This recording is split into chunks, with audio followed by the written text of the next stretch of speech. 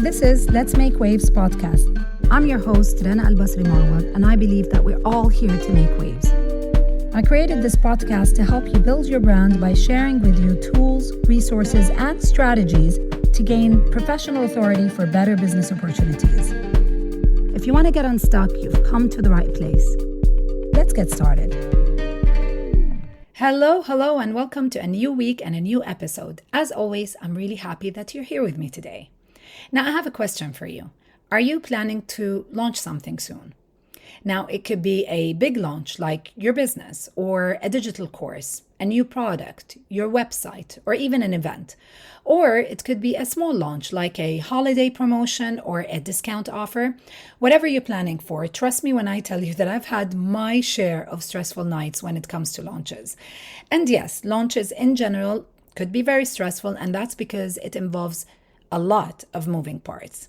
Now, as business owners, frequent launches are part of the growth strategy for our businesses. It's not a one-off effort.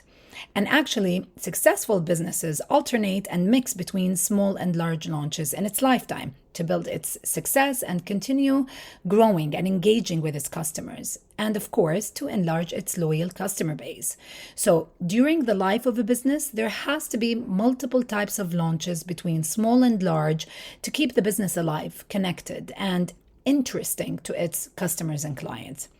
Now, as a tactic, launching is a great way to introduce something new or timely, or maybe something that is an extension to an existing line. So if you think of any brand or any company that you personally like, just think about it. You'll realize that it creates multiple launches many times. So some of them are big launches, like, for example, a new product line or a new service. And some of them are small, like a promotion, a complementary product as an extension to a hero product, for example, that they already have. And that's the beauty of launches. It keeps the business owner and the business relevant and makes sure that the audience know that this company is in touch with its customers' wants and needs. So launches also help businesses to attract new clients who were, on the fence and who didn't buy from the business before. So this cycle is a very necessary cycle to the health metrics of the business, as long as it is not used as an over-consumed tactic, and as long as the additions through the launches are relevant and attractive. Okay, so launching as a business tactic passes through 3 stages. Stage 1, the pre-launch phase. Stage 2, the launch phase, and stage 3 is the post-launch phase. And it is within these stages that certain marketing mistakes can occur that could be detrimental to the success factor of the launch itself. So no one is a stranger to experiencing at least one unsuccessful launch. That happens, and that's something that is common and part of entrepreneurship. Marketing is one of the pillars or the tools in the launch process, and it plays a very big role or a major role in creating the right atmosphere and the right buzz around this activation. It is because of the importance of the role of marketing that we need to make sure that all the details in the strategy are well thought of and well planned. So today, I wanted to put the spotlight on some marketing mistakes that you could avoid during a launch to maximize its success potential. I hope you have a notebook with you and you're ready. All right, let's dive in. Now, when we focus on the entire customer journey, we understand that launching is a cycle that keeps repeating in different sizes, right? We spoke about this. Because it is easier and cheaper to sell to an existing customer than acquiring a new one, launches plays a role in this customer's journey by introducing that customer, the loyal customer, from one sale to another. So as I mentioned before, think about your favorite brand and try to recall how many times you see them sharing a new launch. Now that you see the big picture, marketing was the tool along with the sales funnels that grabbed your attention in different parts of your journey as a customer to your favorite brand. to inform you, to invite you to these different launches.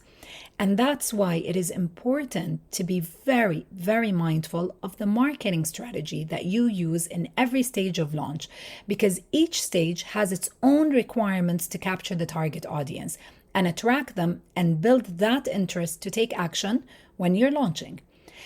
Okay, so in general, the pre-launch and the post-launch phases are the longest phases. You have to build hype, build interest, attraction in the pre-launch, and the post-launch is to continue on those points, especially for those prospects who did not take action during the launch phase, and therefore persuade them to take the decision to buy. Now, there are certain details that could jeopardize the success of the marketing strategy when you're launching. And with that, I would like to start with the first mistake, okay? So, mistake number 1, you did not use the right marketing tools to build interest and create hype in the pre-launch phase. Now, I mentioned this a minute earlier, that this is the beginning part of the launch, the first phase. So launches involve a lot of moving parts, and it's the pre-launch marketing tactic is also the same. It involves a lot of moving parts. So when you plan a launch, your advertising campaign, content marketing, email marketing, influencer marketing, PR and publicity, they all have to work in sync with each other, complementing each other, and in some cases overlapping each other. So the trick is not to use everything, but to use the relevant and the right tools suitable for the type and the size of the launch that you're working on. Now, using these right tools and creating a plan will help you create the right hype, announce your offer, and start connecting with existing customers and also attract new leads. All right. So this is the whole point of the pre-launch, to connect with existing customers and attract new leads, and they work in parallel. Pushing or prioritizing one tool over the other is a very, very common mistake, because the target audience consumes media and connects with you differently. And here is where the mistake happens, and that is in depending on one marketing tool only or extensively. So the common mistake is pushing all in, for example, on advertising as a sole tool during a launch or as the main tool during a launch. Now, simply this will not fulfill all of your launch needs. There has to be a combination of other tools for the pre-launch phase to meet all of its targets, which means finding the right balance and the right budget distribution between publicity, advertising, email marketing, influencer marketing, and all of them, used like teasers, even in trade marketing, all of them used to get to the targets that you wanted in the pre-launch phase. So that's mistake number 1. Mistake number 2 is your launch marketing tactics are different from your business marketing strategy. This is what I mean about this point. During a launch project, consistency in marketing details is key. So I'm not saying that you don't try new tactics. That's not what I'm saying. However, too much change in the tactics becomes very risky, because you'll be using tools for the first time without any prior testing. And this risks will reflect on the efficacy of your marketing plan.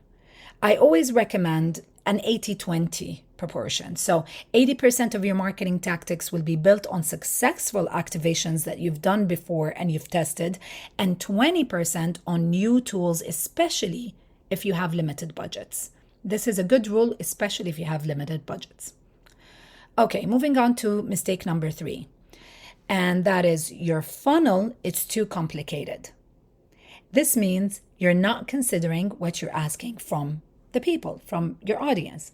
So as a rule of thumb, you have to make it very easy for your audience to connect and take action. And this is even more important during a launch. So the funnels and the different asks that you create in your marketing have to be simple.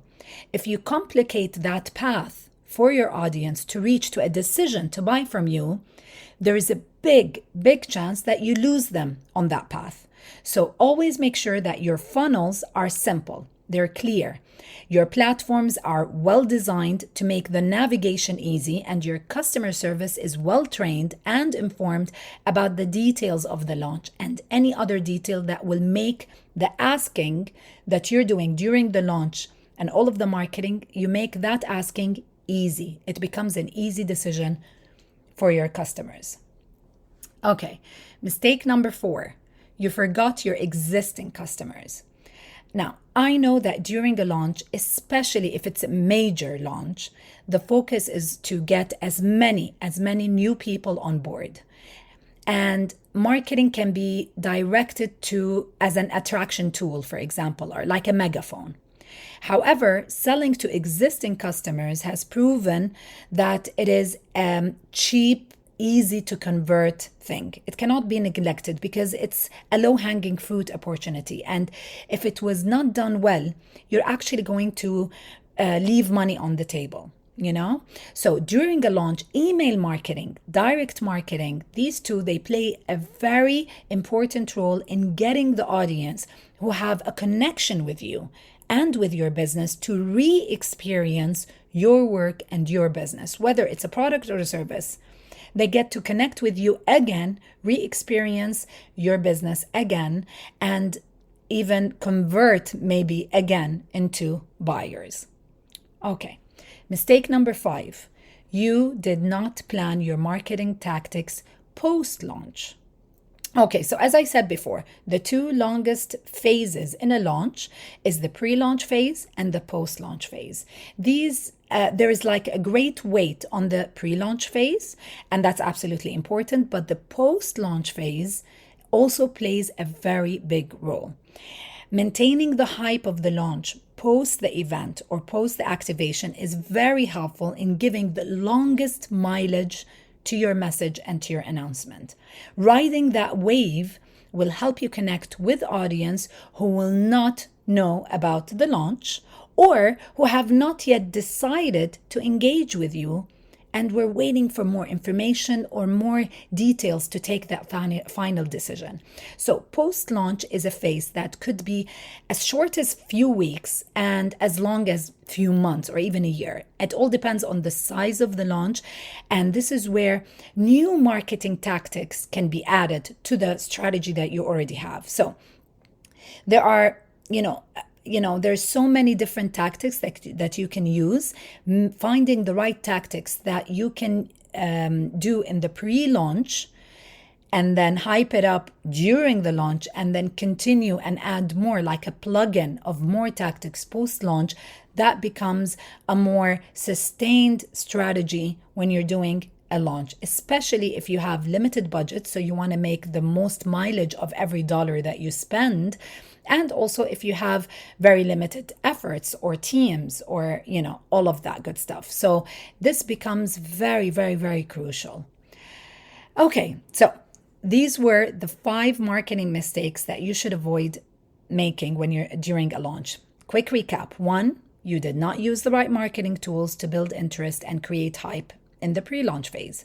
2, your launch marketing tactics are different from your business marketing strategy. 3, your funnel is too complicated. 4, you forgot your existing customers. 5, you did not plan your marketing tactics post-launch. I hope you've taken notes. Please save this episode so you can listen to it again when you need to refresh your memory on what to avoid. I know that we covered a lot today, and I hope going through them helps you plan and strategize wisely in your next launch. The aim of all of this is to maximize your launch to the best advantage that could not only positively impact your business, but that will also help in further growing from one end your sales and from the other end your personal brand. And with that, we come to the end of today's episode. Thank you again for listening. Please feel free to connect with me if you have any topic, ideas, or suggestions, or even questions. The links to my socials are in the show notes. As always, I do hope that you didn't forget to subscribe to my podcast. I'd be honored if you can also leave a review. And if you think my podcast could be interesting to someone or helpful to them, I hope that you do share it with them. I can't wait to touch base again with you this time next week. So till then, have a great week and take care.